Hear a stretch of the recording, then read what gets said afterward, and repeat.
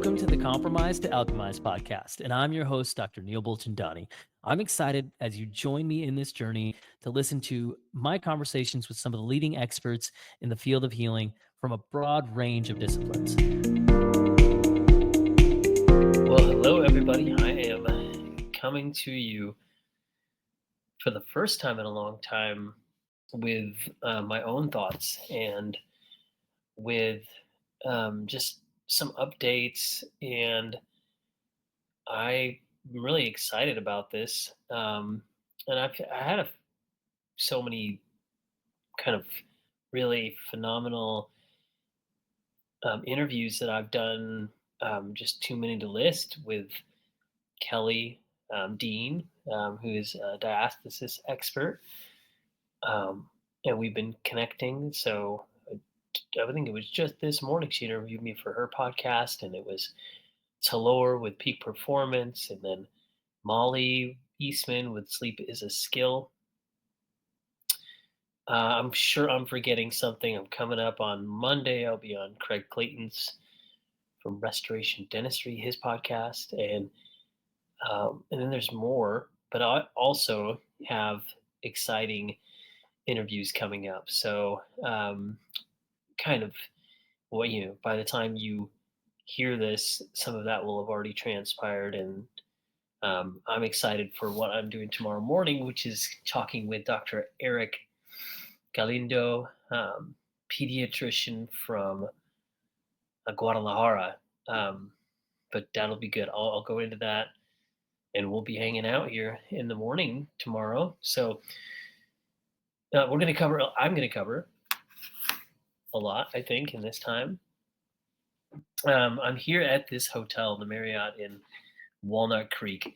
I'm on my Bay Area trip, which I've been making for probably 40 years. Big difference here. I think, is this the first time I'm saying this on the podcast? I don't know, probably not, but we've moved to Santa Barbara. So it's a big shift in our family.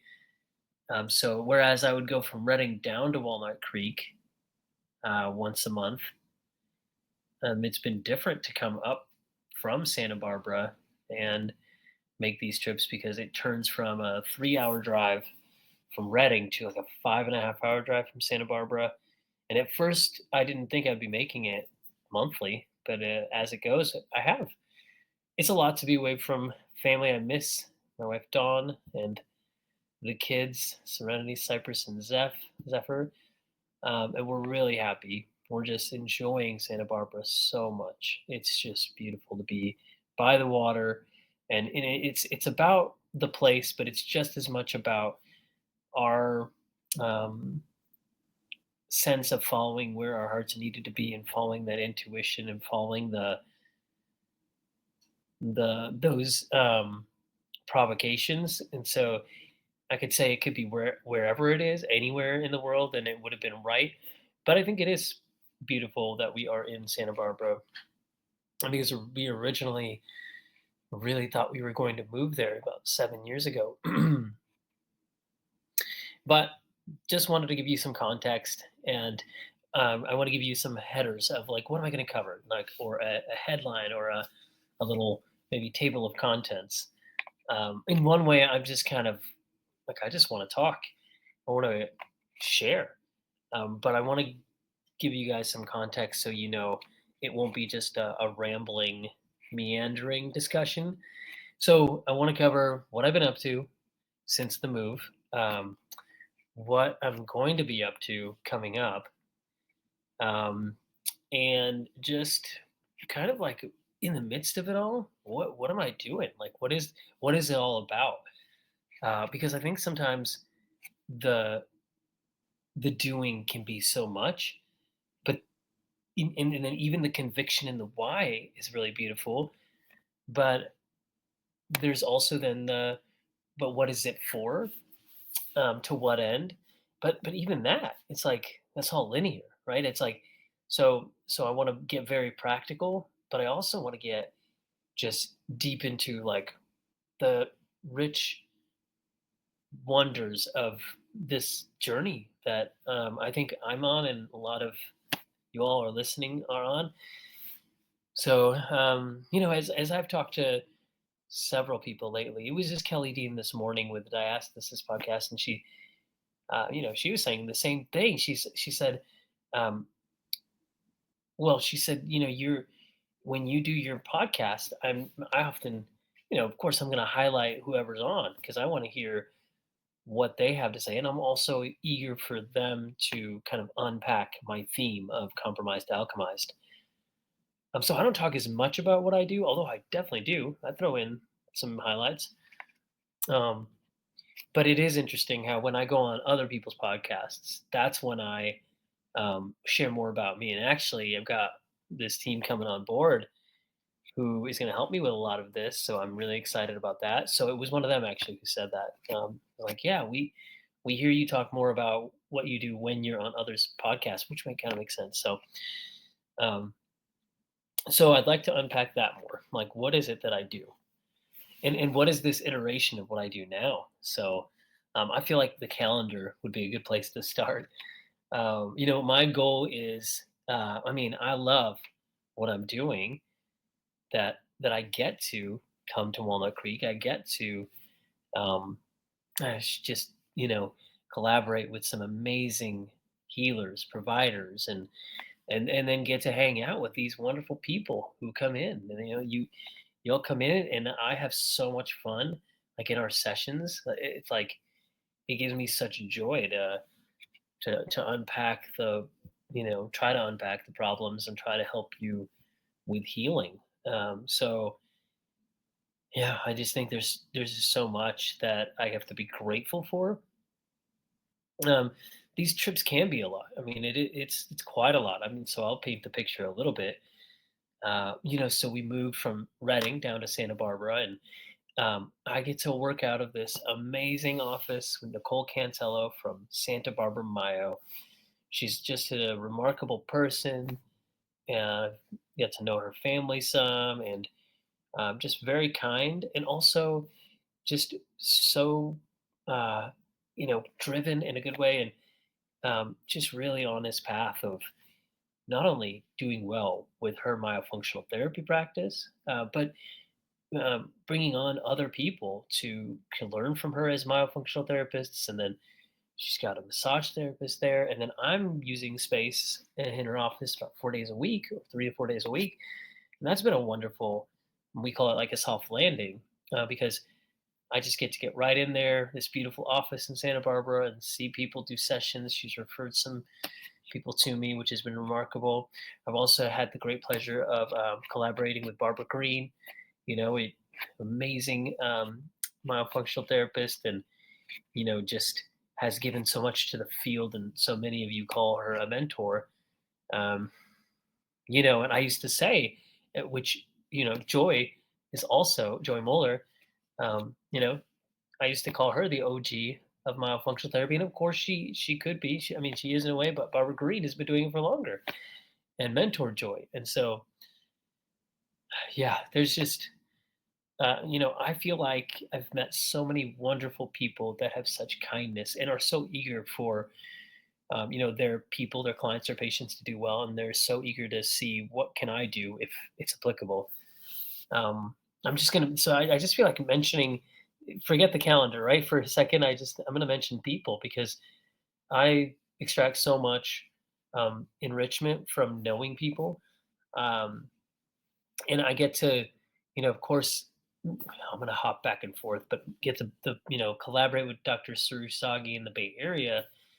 I would come down from Reading to coordinate with his trips up from Beverly Hills and Walnut Creek, um, and still like last month, this month we'll do sessions for him there, here rather, and how remarkable is that, and uh, too much goodness on that, and so then kind of connected to that is in Santa Barbara. Nicole collaborates a lot with Dr. Zagi, and so there's that connection there. And then there's Dr. Tim Yu, who just a wonderful person and orthodontist who practices in Agora Hills and who is carrying on. the practice of Dr. Bill Hang, and so one of the kindest people I know is Dr. Yu, and so he's been gracious to allow me to use his office space. Um, I've been going there on a lot of Fridays, mostly when it's just a day that I can use the room there, and but that's been so wonderful. And then of course, if we kind of round out Kevin Coppelson, Dr. Coppelson, he's Breathe Max, right, with Dr. Zagi, and so he's we've been cross referring, and he's there in Westwood, but he's also got a spot there in Westlake, which is right next to Agora Hills.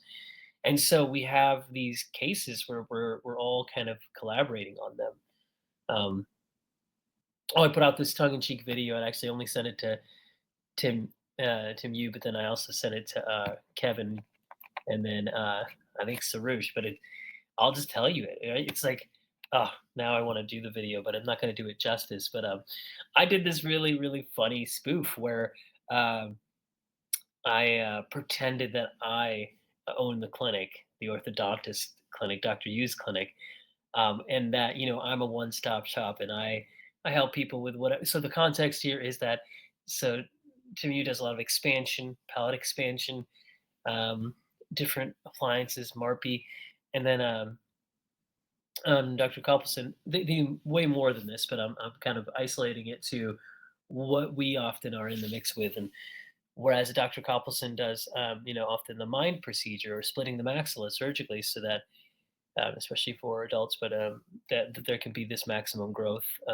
for the maxilla. And so we have, so I jokingly said, I usually take care of it, but when I can't, we get Tim in on the mix so he can pry that. The maxilla apart. When he can't do the job, we get Kevin with his buzz saw to, just go ahead and take care of it. But I trained them. This is the joke. I trained them, and I've got adamantium, for my fingertips. Wolverine. I trained him too. So, anyways, obviously, being so silly.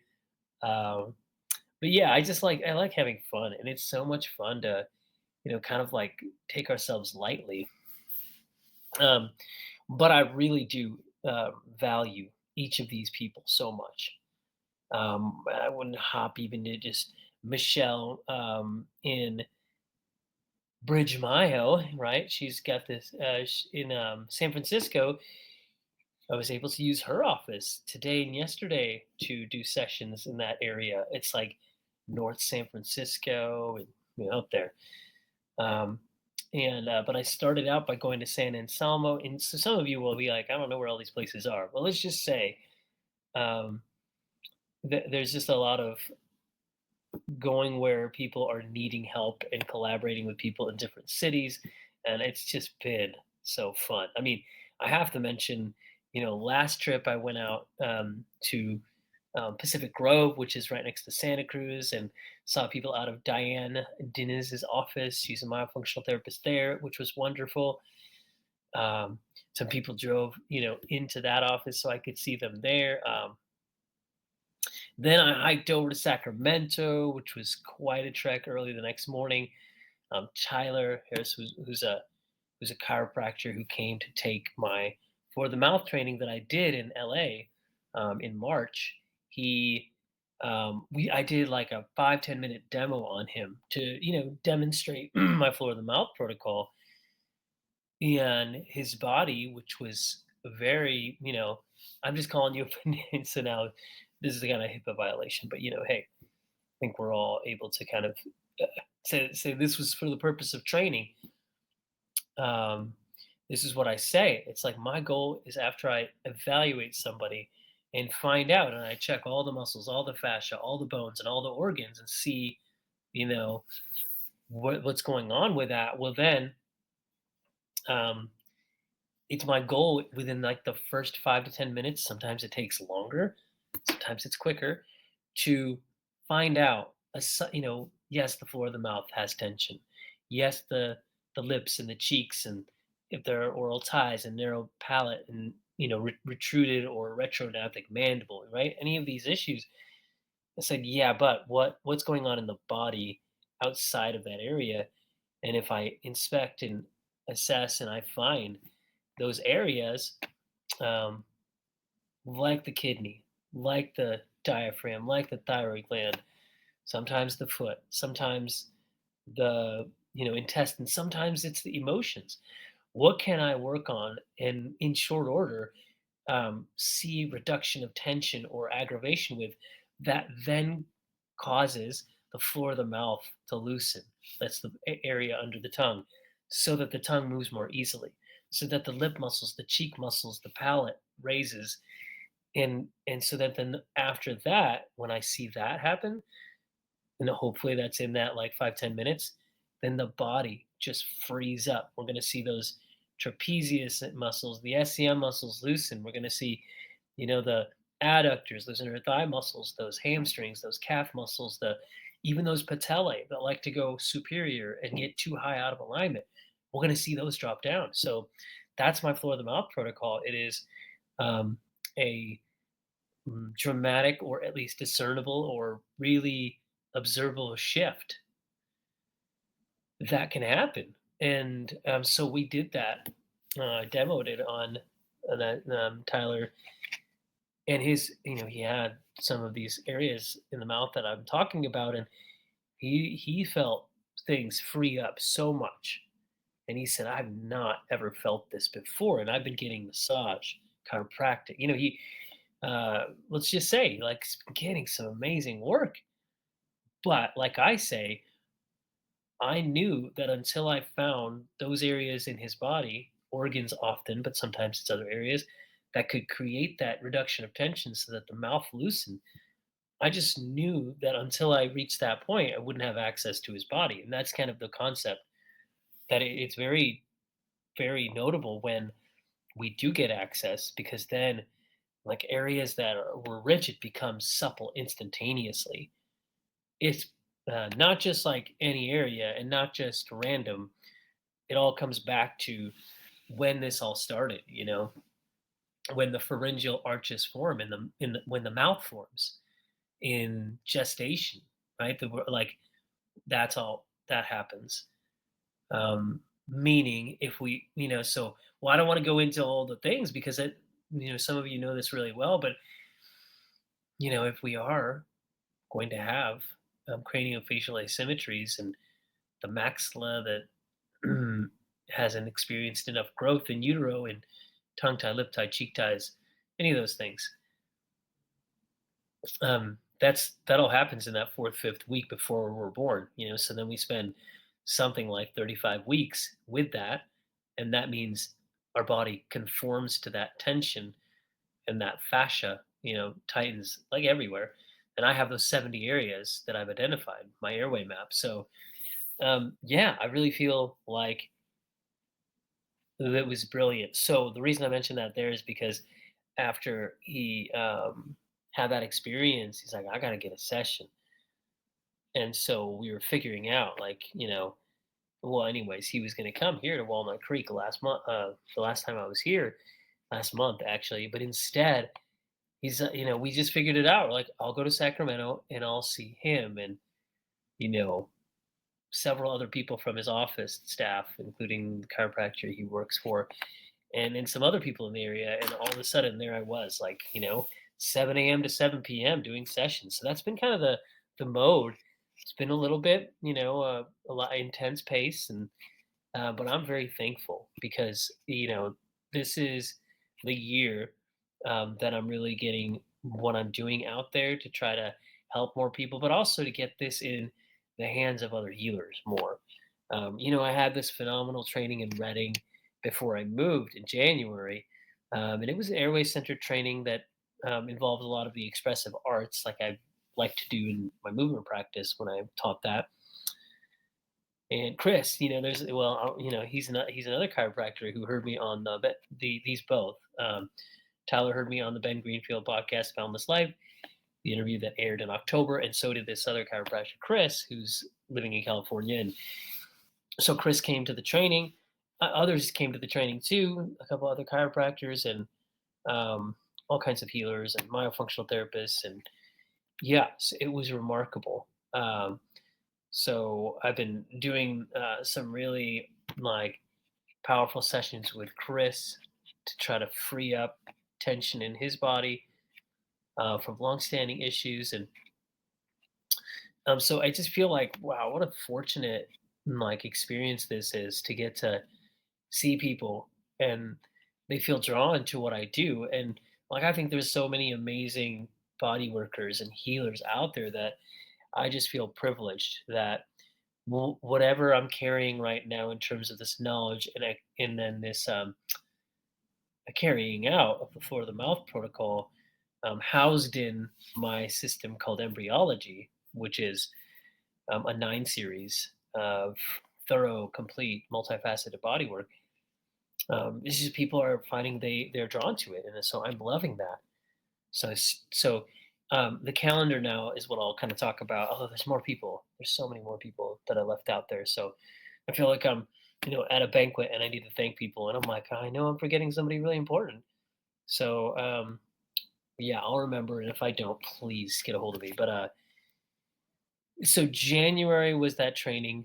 Um, Loved it. It was so good. Definitely covered the floor of the mouth protocol, but it was meant to be more of trying to impart what I know to help the people of Reading because I was moving away and I did not want my people that had come to be patients and whatnot, to kind of just feel a drop off so sudden. So the different aim beyond that training has been really really specifically to teach my floor of the mouth protocol, um, and so there's so many cool things that have happened with that. I mean, some of you that have seen the posts and are even attending, that I've got the schedule out there. But I'll talk about where I've been first, and then I'll say where I'm going. So, I did my first module one for my floor of the mouth tour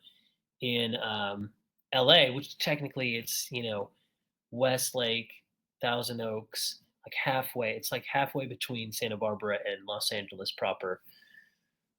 So there, I did the first module, um, which was really great. And one of 4 modules is what I did. I got the other ones coming up. So my fuller version of the Floor of the Mouth tour is the 4 modules, but done over 2 days. So 4 hours, 4 hours, and then so basically 2 8-hour days, 4 modules, 4 4-hour modules, which is it's a lot to pack into that amount of time, a lot of content. And in fact, I went to Denver. It was kind of a pop up trip. And when I was there, I did. My plan was to do a 1 day training of 8 hours, trying to condense 16 hours into 8 hours. Due to like getting a sense for who could and couldn't make those days, I decided I got to do 2 standalone events because some people can't make it to 1 day, they can come to the other one. So I did um, 2 4-hour workshops.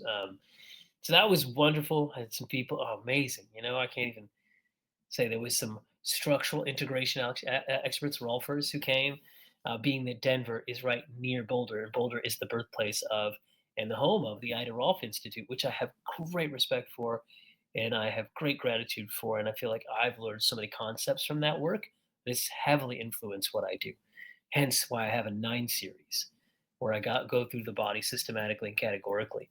It's on my website. It's called Embryology. But so there's so many wonderful healers that came and learned and implemented.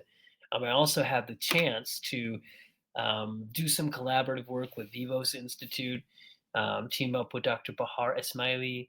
And I also, now I'm just going to say the people, right? Because I got to meet Kirk, the CEO, but I got to see some wonderful people who I'm still connected to. One of them is Pam Curley, who um, is co-founder of the Muscatova Neural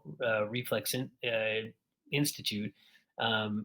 Maybe the I stands for integration.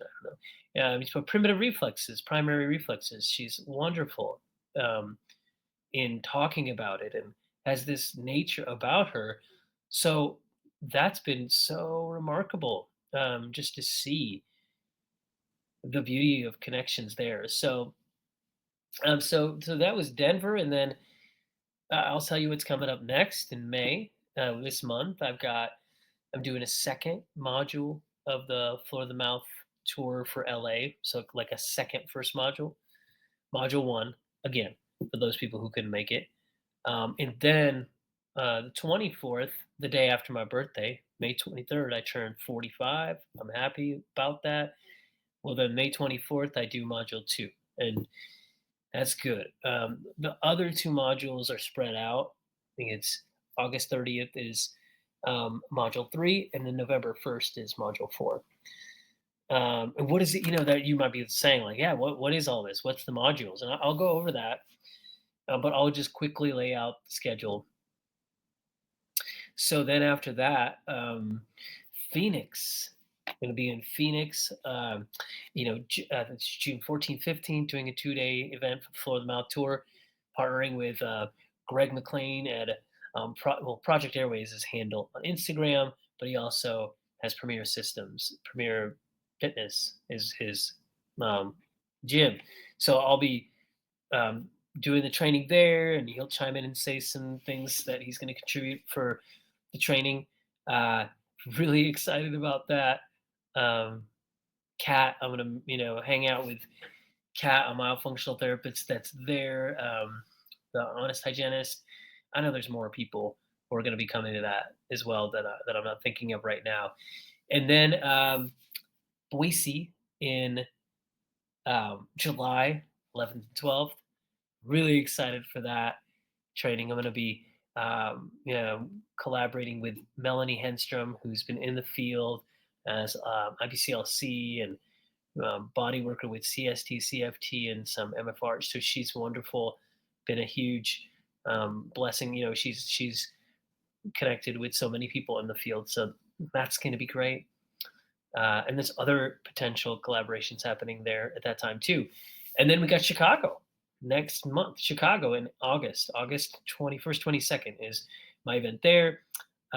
There's a connected event that, for all you don't know, I've had Melissa Mugno on the podcast, and she's, most of you who are in the field know her because she's been a part of it and done some epic things. And so she, we started thinking about this collaborative event, and so we'll be teaming up, collaborating with Dr. Milk Gavelis there, and also Kevin Boyd.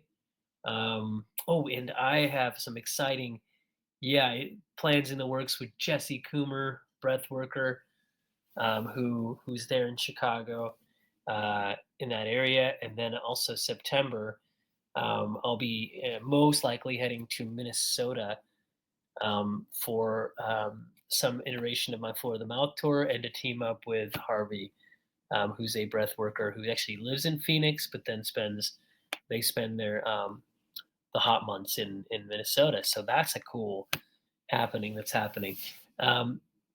Sadly, or at least so I have definitely, that's a lot of travel. It's so much. So I really felt like there's going to be a lot that happens with that, and then it's going to be a time to just kind of really let those events speak for themselves. I had planned to do Florida and also Texas in November, and really love the people with whom I was going to collaborate, and we're still going to do it, hopefully. But this year it was just too stacked. So anybody who is waiting, thinking, "Oh, I'll come out," there's so many of you that I feel like, oh, disappointed.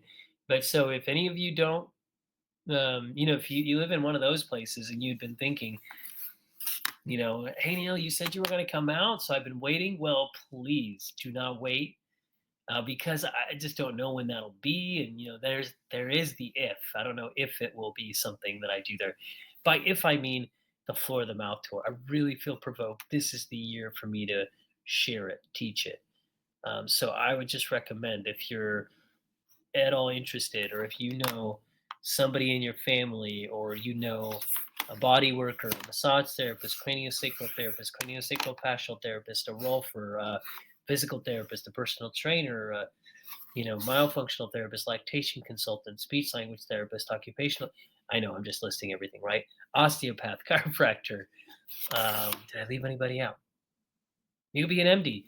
You could be a nurse. You could be anything. Um, did I say dentist?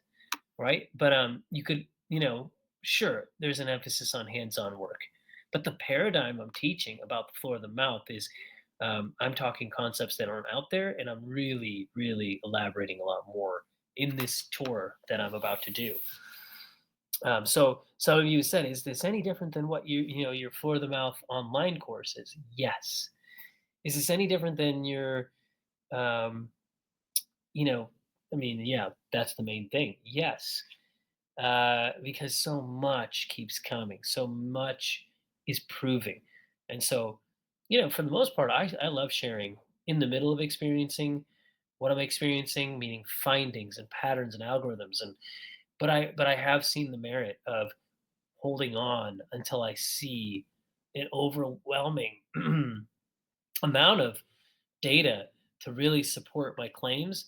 And that's why the for the mouth protocol, uh, you know, I waited years before I started teaching it because I just, first of all, it's like it's not easy to find time to create the protocol that would make sense for somebody else to do. When I do, it's so intuitive and it's so in the flow, and it's just what I do. But in order for me to make it something that others can do, I took the time to wait on it. So similarly, there are things that I haven't taught yet when it comes to the floor of the mouth. When it comes to yes, the four modules, and I'll go into them now, just to explain them so that you can have context. One is simply the floor of the mouth. What is it? So it's the analysis, like how do you analyze the and what I'm talking about is the floor of the mouth protocol, which doesn't just mean the floor of the mouth; it means the body overall.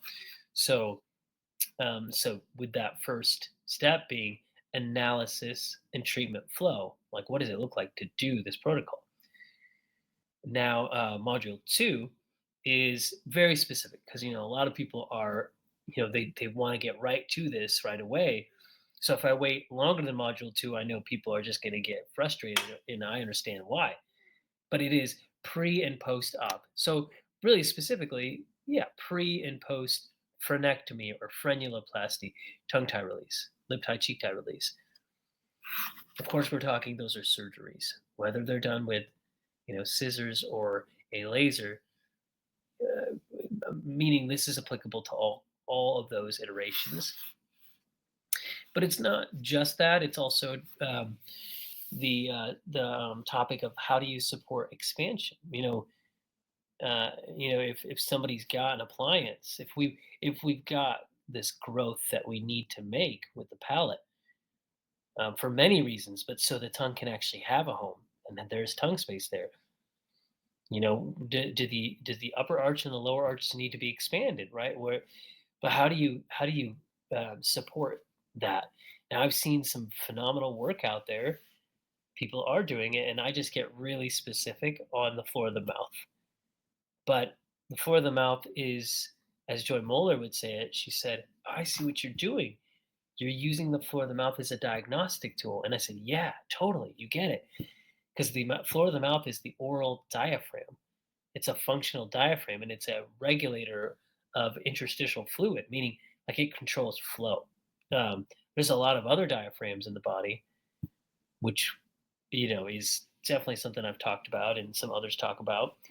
But I really see so much happen when we can get that floor of mouth released and its tension, regardless of whether someone has oral ties or not, or narrow palate or not. We can still see a lessening of tension that can translate to or result in like a big shift in the body. So yeah, I think that has been a good undertaking to not only learn how to teach the floor of the mouth protocol, but now how to teach others how to apply it. pre and post op, and also supporting expansion. But I also will say you might have some patients who are going through um, more significant procedures, anything from um, any kind of expansion, rapid expansion, or any. But then we can talk about the dome procedure or the mine procedure or incisions that are made into the maxilla to once that we've reached a certain age and it's not as easy to see growth and expansion, then that can serve its purpose. So how do you support someone through that specifically? And then we can get into the more advanced, significant, severe instances like double MMA, like jaw surgery, and TJR, total joint replacement. That those are really difficult, and there is a really very specific protocol that I've used to help them. But I mean, the amazing thing is it's all about the floor of the mouth protocol. So it's kind of like you learn it and then you can apply it. But until you've seen a lot of these cases, it's hard to know how to apply it. So that's what I have done. Then module 3 is complex cases. And I've just loved this one because it just gave an opportunity to talk about some things that I think create these uh, significantly different, I want to call them versions of the floor of the mouth or kinds of floor of mouth topography and tension. And so, and why is it important to distinguish? Because you actually need to work on them differently. And if we know how to do that, we can see so much more happen. Definitely, there are a couple main ones that I'll talk about. And I'll say mandibular tori are a big one I've been talking about. When we have these bony growths that are in the mandible, and it's the growth of extra bone, and that goes out and it can cover some of the floor of the mouth. It can protrude into the floor of the mouth, or when they're really severe and they become quite large, you can you can say they even cover most of the floor of the mouth. Obviously, that's a pretty significant issue, and you can't really massage that. You can't really loosen that. That's not really the answer here. But to stick to what I'm teaching is, how do we work on the floor of the mouth when there are tori? Because it's very different. And what is often there when you have those present? So again, I'll go into all that in the courses, and um, that's it's a big one. There's also the hypermobility, and you could say Ehlers-Danlos hypermobility spectrum, or connective tissue disorders, laxity. You know, somebody who's just too floppy in the joints. That is a very specific, kind of body to help, and the floor of the mouth terrain is very different in those cases. So it can often feel like it's too loose, but it's also too weak. But there is also an area that is too tense in these cases, and it's really important to identify that. And then we have diastasis. This has become one of the most significant. I don't, in one way, it's not. This is not complex case. Like when you have this, it's really hard to solve.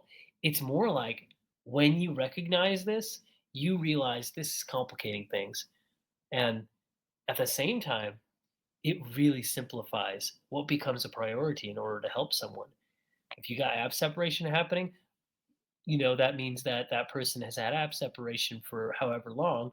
And if it's not coherent together, and if those rectus abdominal muscles are separated and they can't come together, then they are not providing the body with proper support, core strength, and stability. And they're not allowing the abdomen to be the container of the abdomen, meaning keep organs in alignment. I mean, these are the jobs that the abs have. It says a lot, not just crunches, and planks, right?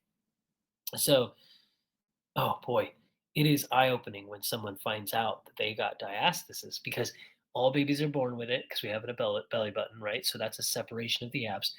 But it's the design is that we would have them come together just naturally when we're going through that development time of tummy time, crawling. But let's just say there's a lot of times it doesn't. And then it becomes significant to identify, significant to address. because it could be at the root of so many issues. I should just defer to Kelly Dean to talk about that. But you know who I'm also going to give a shout out to? Birth Fit, right? So Lindsay with Birth Fit is definitely has inspired a community and a movement who's been talking about that for a long time. And I'm quite a big fan of Lindsay's work with Birth Fit, and Leah as well, and all the wonderful ones that are making that amazing movement flourish. And actually, next month I'll be speaking to a group remotely for Birth Fit. So I'm just staying connected because I really love them. So, oh boy, it's amazing. So there's also one more because of course in saying Birth Fit and then okay, right, hypersensitive gag reflex. Oh my gosh, I love helping this problem. And I'm not saying I always have the answer. You SLPs and OTs, you're lactation consultants, myofunctional therapists, you're seeing this. And sometimes it's pretty significant and it takes some work to help it. But I have seen, when we can work on these areas. I was talking with Lauren Brim. She's another person I didn't mention. Lauren Brim, if some of you remember, she got Baby Body Work International. She's CFT, and so many things that she's got under sort of her umbrella and in her repertoire. But in LA proper, she's got an office that she lets me work out of, and she's referred to me some people, and I got the benefit of doing body work for her son and seeing some good things happen there.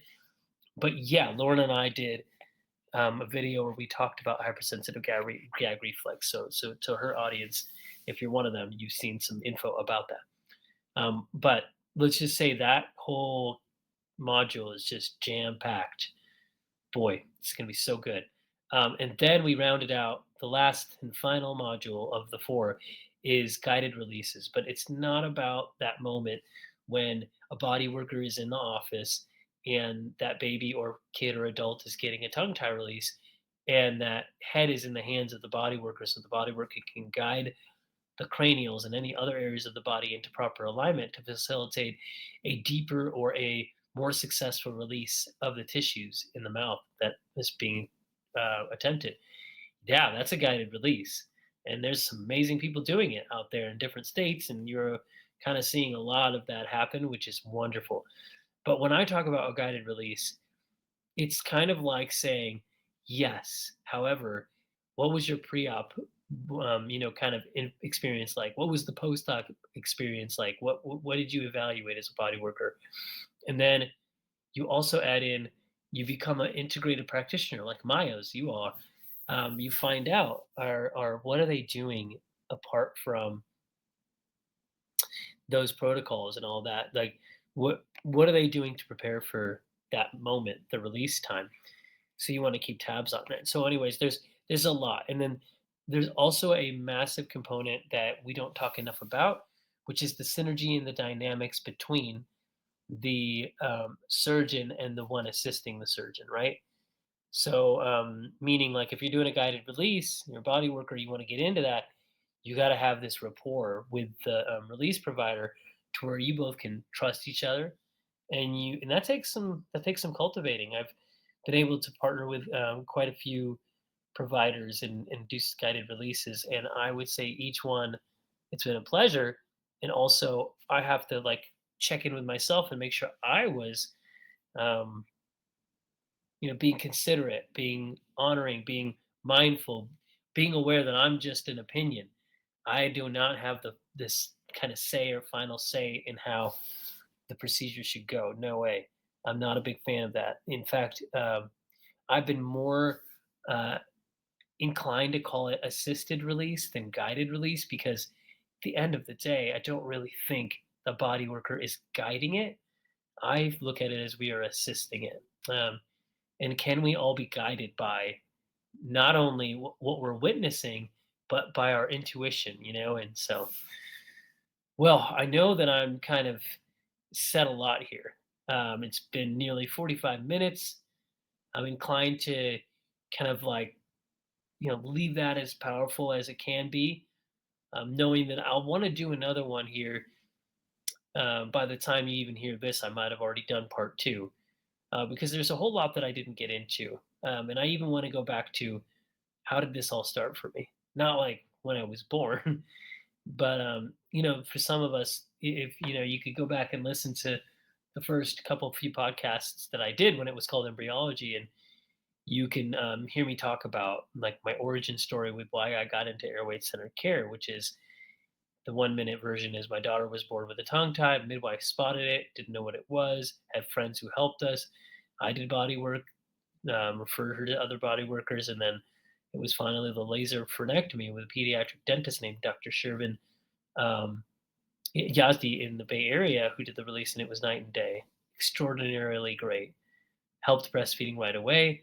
Yeah. Anyways, that's where it all started for me with this work. Yeah, and then as it is now, I'm also blending in some expressive arts aspects of my work, and one of my I get to do the embryology intensives where we just had somebody come out a couple weeks ago, and he came out and he did 9 hours of body work over 2 days, 3 hour sessions, 3 hour sessions, plus an hour at the beach where I evaluated mindfulness, meditation, journaling, and then worked on his body and showed him how he could work on it. That was just extraordinary.